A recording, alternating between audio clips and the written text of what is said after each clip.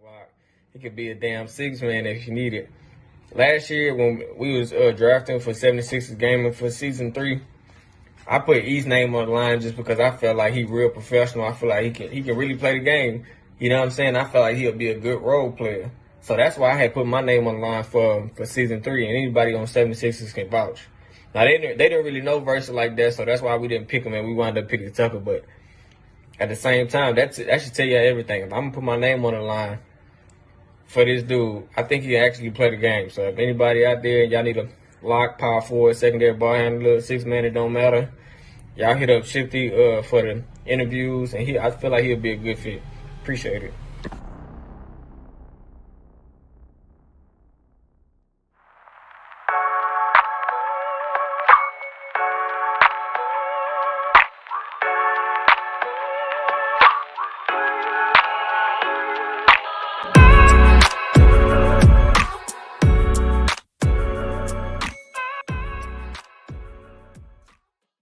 What's good, guys and girls? My name is Andrew Cole. Everybody knows me as X Versa. Just wanted to make a quick video speaking about myself and what I feel like I can offer to any organization. First and foremost, I've been at this for a very long time. I'm a professional on the game and off the game. Been in the airport field, aviation field, general public field for since I was 18, 16, 17 years old. I've been working at the airport since I was 18 years old. From being a fuel technician to customer service representatives for Southwest Airlines and Frontier Airlines, managing accounts, managing audits. So I'm as professional gets. As far as the game, 2K is my love and passion, considering that I've been a lover of basketball since I was a kid. And I feel like not only are you getting a professional, but you're also getting somebody that's going to bring the best out of each and every individual that I am working with. Whether it's management, the community that we're around, the players, the coaching, the staff. I'm there to come in, execute, and make an impact on and off the court in a positive manner.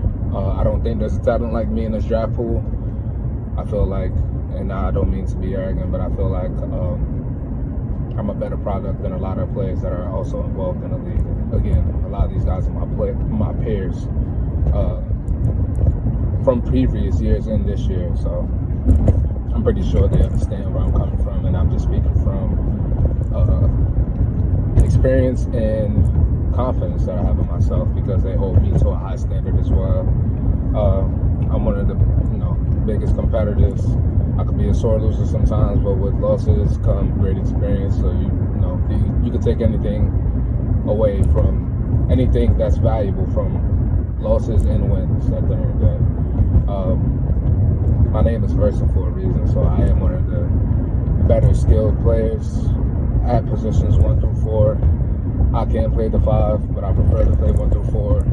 And with me saying 1 through 4, and to just highly notate. When I say the 4, I don't mean just sitting in the corner playing defense and catching and shooting. I could also go pick and roll. Don't get it twisted. I could also make reads. Don't get it twisted. Those point guard and guard attributes do transcend to those other positions when it's reading the court, understanding what the other player is looking for, understanding tendencies. For the fact that I've known these players for years, I know most of these players and my peers like the back of my hand. Do they adapt every year? Do they try to get better every year? Yeah. But some things just never change because their ideology of basketball and what they feel like will work and what they feel like is what's best for them. So this was just a quick video showing my value, giving you all the insight of how my brain works and how I am as a player and what I'm looking to do given the opportunity to be a part of the 2K League. So March 13th is Judgment Day for everybody. 62 lives will change, and hopefully one of those lives are mine. Catch y'all later. Versa out. I also feel like I'm a one-of-a-kind talent. Not many point guards have the passing ability or, the IQ to, run motion plays or involve different schemes into the offense. to control the pace of the game, switch things up and make people get uncomfortable.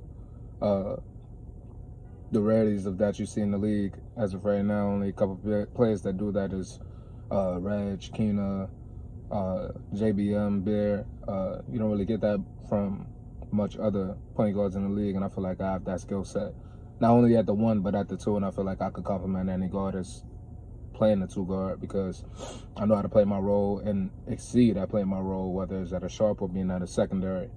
And within being at a sharp or a secondary, I could also make reads, as far as making a read to, get the offense going or hit an open teammate for an open look, knowing defensive rotations, knowing what teams are looking for. You know what I'm saying? So.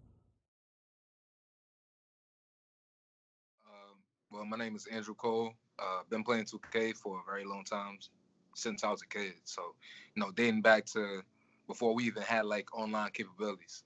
So, we first got into like the competitive rink around 2K10, 2K11, where we had crew mode. That's before Pro-Am was even invented. Back then, there was like a great plethora of names, even dudes that are in the league right now, that were teammates and as well as rivals.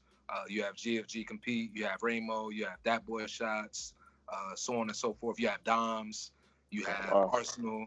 So I could go on for days, pretty much.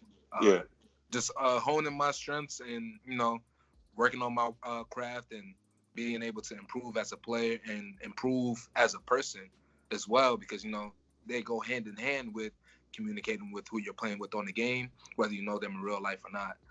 Definitely. So throughout that journey, year by year, the game changes, we adapt, we get better. Friendships and relationships grow. We were presented the opportunity of the 2K League. So when it first came out, everybody was in the party. Everybody's on the headset. Everybody's like, "Hey, what's this? What are you talking about?" Right. And we all looking at each other like not physically looking at each other, but like you get the vibe through the headset. So this might be our way, to make a difference, because a lot of us were aspiring basketball players. It's a lot of great talent in the community that actually play basketball. And outside of that, we all have our stories. We all have our journeys that we've been through, hardships, ups and downs, and basically motivated us. So we had all the training. You get what I mean? Throughout that duration of time, it was a lot of training that already turned us into elite players, and we did it for the love of the game. So not only are we doing it for the love of the game now, but we also are able to change other people's lives that are dependent on us, or people that we look around to as our peers, or we pretty much formed brotherhoods throughout this. You know what I'm saying? I look at a lot of these players as my brother, or people that I really care about genuinely. And we talk about life problems and anything of that sort. So it's a blessing, man. But the MPBA and WR and the leagues coming around, giving us a platform to not only showcase our level of play, but showcase how we are as individuals. You get what I mean? Right. So it's a blessing, man. I'm thankful that I'm in the draft pool. I fell short season 1. I made the top 250. I didn't make the final 102.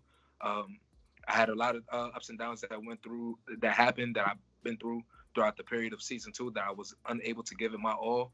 But I bounced back to season 3.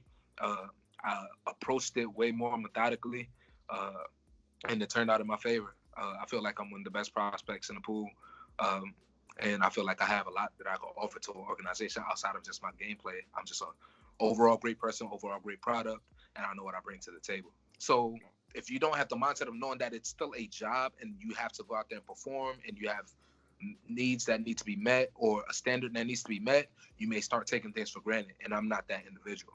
I'm going to make sure I come in every day and put in 100%, 110% of the effort, whether it's practice, training camp, being on time with practices, traveling, watching film, even when we win or lose, looking for players' tendencies. And I've been around so long playing with all the elite of the elite players. Tendencies is something that I could just catch off the back of my hand. I've just had that. I've been in the situation to be able to have that incorporated or instilled in me, to learn that playing with the greats, Fab, JT, Ramo, Shots, Bear the Beast. I could go on and on. I've been playing with these dudes for years. I feel like I know them at this point for how long I've been playing with them and just Right. talking, communicating with them. So the fact that I communicate with my opponents and I also play with them as teammates and understanding the realm of how they think and the realm of how I think, I feel like I have a lot to offer to any organization that gives me that chance. Because not only are you getting a great player, a great person, but you're almost getting like pretty much like an on-court coach. And that's not even at the point guard position. So that's a great thing. Yeah. Knowing that that's somebody that you could trust their opinion, that's also valuing what you're saying and is going to go out there and execute. Yes. I honestly say a lot of these players aren't built like me. They're just not. I'm just being honest. I'm not one of those players that just, come into the game and play.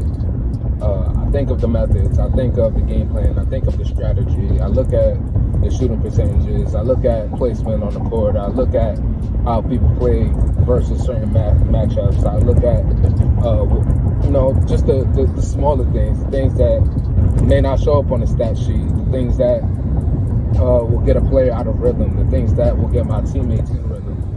And, that's a big thing. A lot of guys